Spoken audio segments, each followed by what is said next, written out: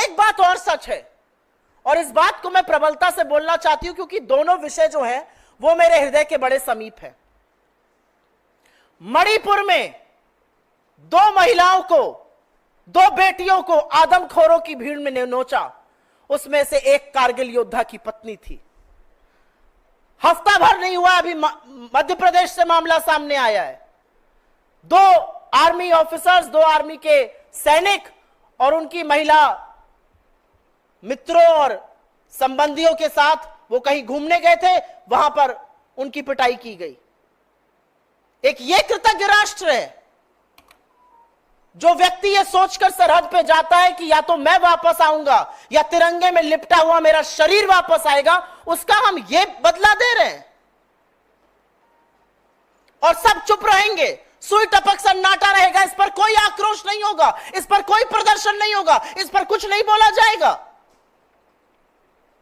आपने बंगाल पर आवाज उठाई, सही किया, हमने भी बंगाल में प्रदर्शन किया।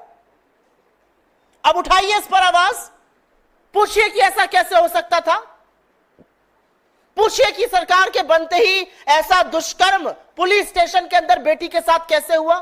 आप बदलापुर पर नहीं बोलेंगे, आप बिहार पर नहीं बोलेंगे, आप उत्तराखंड पर नहीं बोलेंगे, आप उत्तर प्रदेश पर नहीं बोलेंगे, आप सिर्फ और सिर्फ गंदी राजनीति महिलाओं के साथ दुष्कर्म होने पर करते हैं। हाथ जोड़कर नरेंद्र मोदी को इस देश की महिलाओं से माफी मांगनी चाहिए। आपके वहां से आए हुए 72 घंटे नहीं हुए हैं और इस देश के सामने इस दरिंदगी का इतना बड़ा वाकया सामने आया है।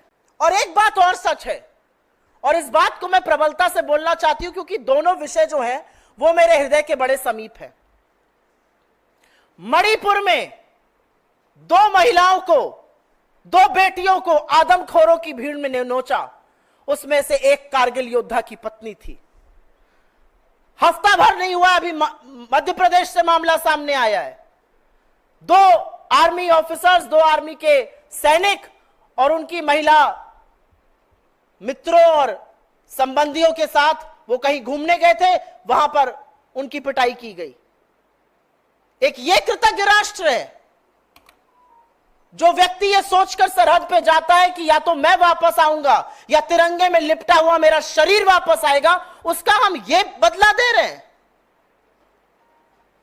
और सब चुप रहेंगे, सुई टपक सन्नाटा रहेगा। इस पर कोई आक्रोश नहीं होगा, इस पर कोई प्रदर्शन नहीं होगा, इस पर कुछ नहीं बोला जाएगा।